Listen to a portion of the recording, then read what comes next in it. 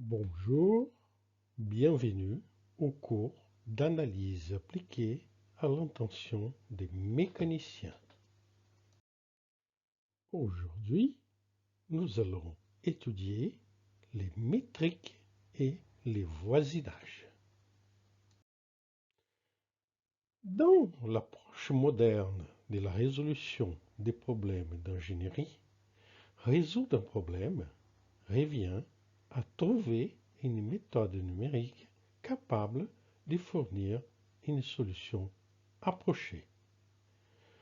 Ceci revient à trouver des approximations de la solution, ce qui suppose qu'on soit capable d'évaluer et contrôler des erreurs d'approximation.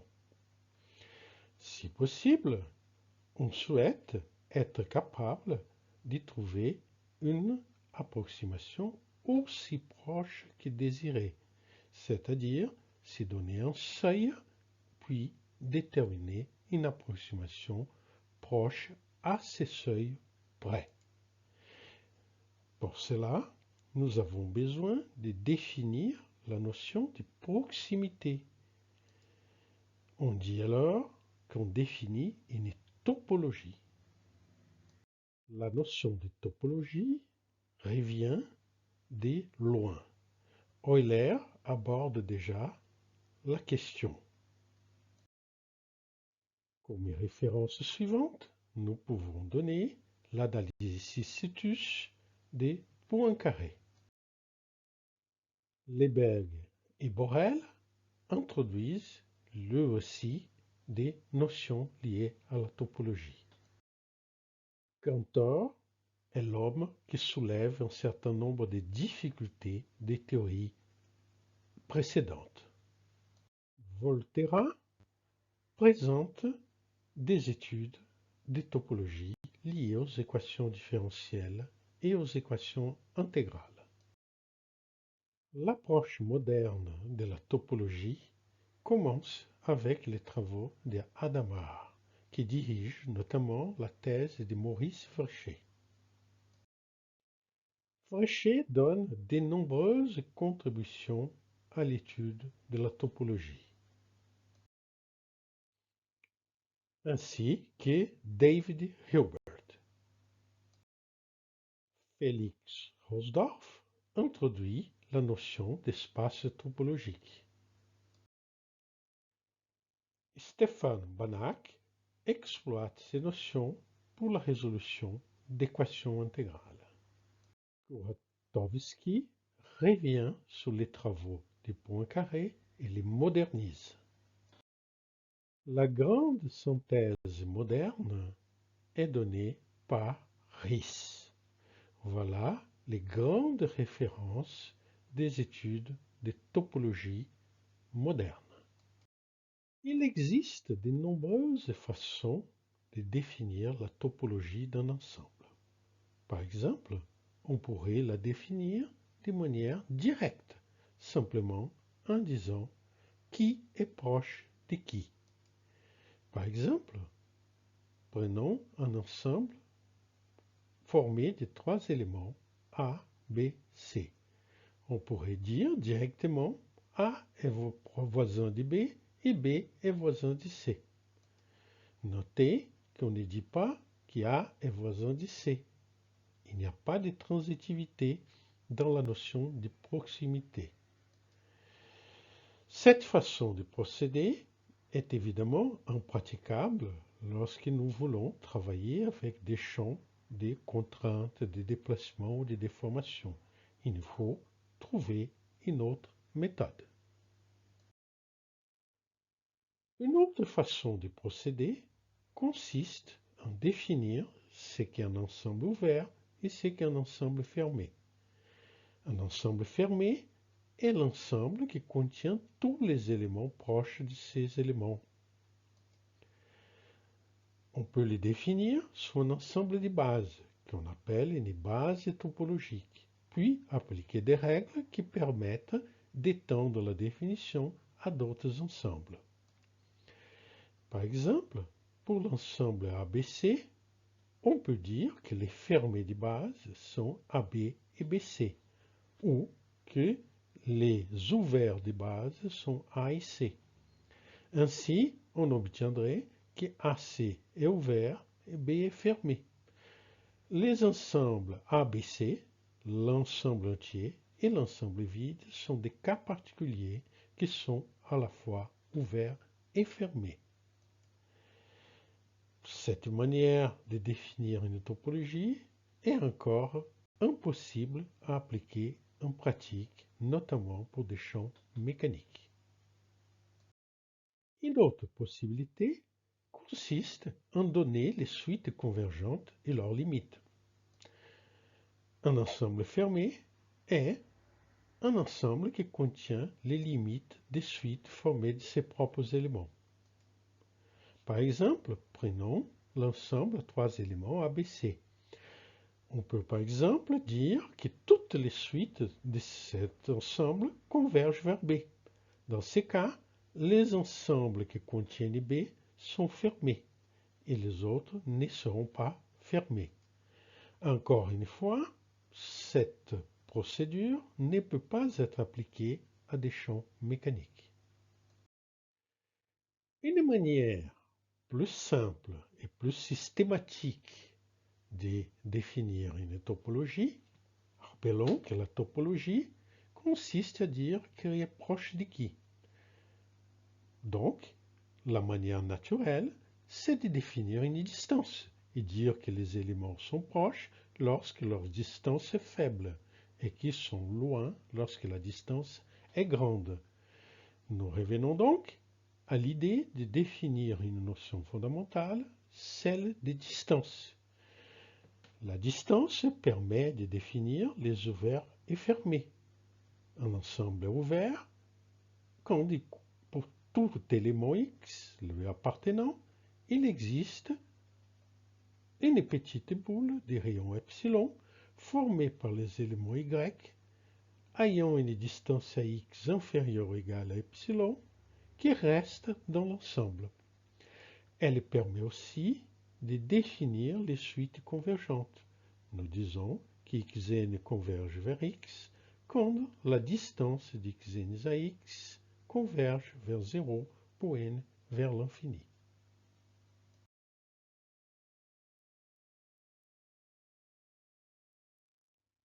Du point de vue abstrait, une distance est une application qui prend deux éléments de M et leur associe un nombre réel. Cette application doit être positive, la distance d'x à x doit être égale à 0 et elle doit être symétrique. La distance d'x à y doit être égale à la distance d'y à x. De plus, elle doit vérifier une inégalité triangulaire. La distance de x à y est inférieure ou égale à la distance d'x à z plus la distance de z à y. Il est toujours plus loin de passer par un troisième point que d'y aller directement. La notion de distance nous permet de définir un ouvert. L'ensemble S est ouvert lorsque, pour tout point x de S, l'ensemble des points qui vérifient d de x, y inférieur ou égal à epsilon reste dans S pour une valeur de epsilon positive. Cette valeur d'epsilon dépendra évidemment du point x que nous étudions. Elle permet aussi de définir les suites convergentes. Xn tend vers x lorsque d de xn à x tend vers 0 pour n vers l'infini. Ainsi, la définition d'une distance comprend les définitions précédentes des topologies. On peut concevoir des situations pathologiques, par exemple la distance 0,1, où le seul élément qui a une distance nulle est l'élément x égale à y. Donc d de x égale à y égale à 0 si seulement x égale à y. Dans tous les autres cas, la distance est égale à 1. Dans cette situation pathologique, tout ensemble est ouvert. Seul l'ensemble est vide et l'espace entier sont fermés. Et seulement la suite formée d'X converge vers X. Il est possible de changer la valeur d'une distance sans modifier les propriétés de convergence, les ouverts et fermés. Par exemple, étant donné une distance d indicien, nous pouvons considérer la distance de l'arc tangent. D de x à y égale à l'arc tangent de d1 de x à y. Par exemple, sur les nombres réels, on dirait que la distance d'x à y est l'arc tangent du module de x moins y. Cette nouvelle définition ne modifie pas la topologie. Elle maintient les suites convergentes, elle maintient les limites, maintient les ouverts et fermés. Par contre, elle change la valeur de la distance. Une seconde situation pathologique consiste à définir d de xy égale à d1 de xy divisé par 1 plus d1 de xy. Dans les cas des nombres réels, nous aurions module d'x moins y sur 1 plus x moins y. Ici encore, les propriétés de la distance d1 sont maintenues. Tous les ouverts, fermés, limites, suites convergentes sont identiques pour d et pour d1. Cependant, la valeur de d est toujours comprise entre 0 et 1, alors que tel n'est pas forcément le cas de d1. Ces exemples montrent que la valeur numérique de la distance n'est pas une propriété intéressante. Nous pouvons la modifier comme nous voulons. Nous nous intéressons surtout à la notion de proximité, de voisinage, des limites et des suites convergentes. Ce qui nous intéresse, c'est savoir quels sont les éléments qui peuvent être approchés par d'autres. Ainsi, l'idée selon laquelle la distance sert à mesurer des distances est fausse. Ce qui nous intéresse, c'est surtout la notion de proximité et de convergence. En outre, il existe un certain nombre de situations pathologiques que nous devons éliminer. Nous devons considérer des situations plus régulières qui correspondent aux situations que nous rencontrons dans la pratique. Comme nous l'avons vu, une façon de définir la topologie consiste à définir les ensembles ouverts et fermés. Comme nous l'avons vu, il est possible de le faire en utilisant une distance. Nous nous intéressons à la notion d'approximation, c'est-à-dire à définir les suites convergentes. Encore une fois, nous avons vu que la notion de distance permet de définir les approximations et les suites convergentes. Il faut cependant noter que la définition de suite convergente est peu utile en pratique. En effet, la définition est la suivante. Xn converge vers x si seulement si la distance d'xn à x tend vers 0 pour n vers l'infini. Pour pouvoir vérifier cette propriété, il nous faut connaître x. Si nous ne connaissons pas la limite, nous sommes dans l'impossibilité d'appliquer cette définition. Il y a donc un travail de mathématicien pour rechercher des critères de convergence indépendants de la connaissance de x. Les critères les plus connus est celui de Cauchy, qui dit que la suite est convergente si, seulement si, la distance d'xn à xm est inférieure ou égale à epsilon pour mn supérieur ou égal à n0 d'epsilon. Epsilon étant évidemment quelconque. Malheureusement, le critère de Cauchy n'est pas général et ne s'applique qu'aux espaces dits complets. Nous voudrions donc établir une relation entre les suites convergentes et les suites de Cauchy. La distance permet de définir les suites convergentes et les suites de Cauchy. Malheureusement, nous savons que toute suite convergente est de Cauchy, mais que la réciproque n'est pas vraie. Elle n'est valable que pour un espace dit complet. L'idée générale et nos besoins pour les calculs sont les besoins d'approximation.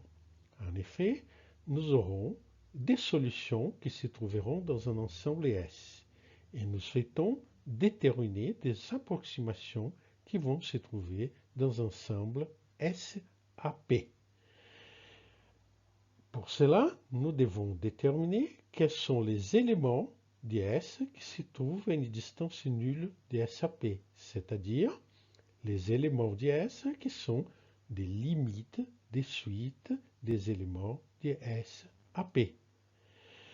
Nous nous intéressons donc aux suites convergentes des éléments de SAP qui sont les suites d'approximation. Du point de vue pratique et pour les calculs, ce qui nous intéresse, c'est de construire un schéma de ce type qui nous permettra de déterminer des approximations des solutions se trouvant dans S.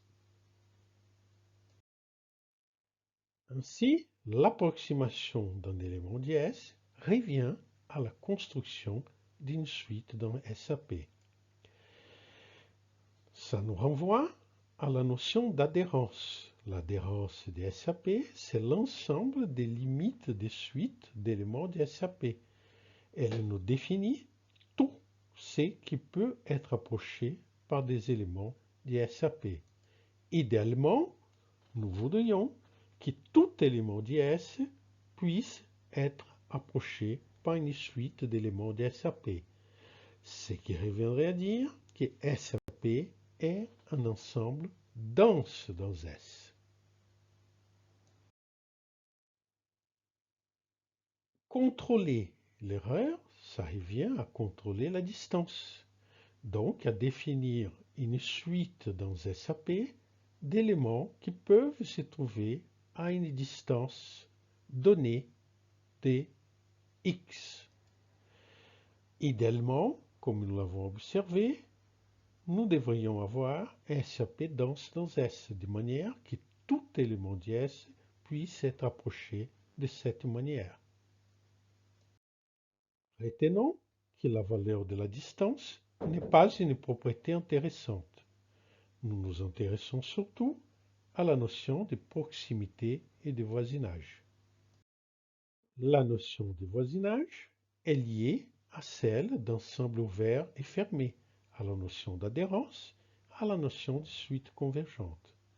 On s'intéresse surtout aux limites des suites d'éléments d'IM.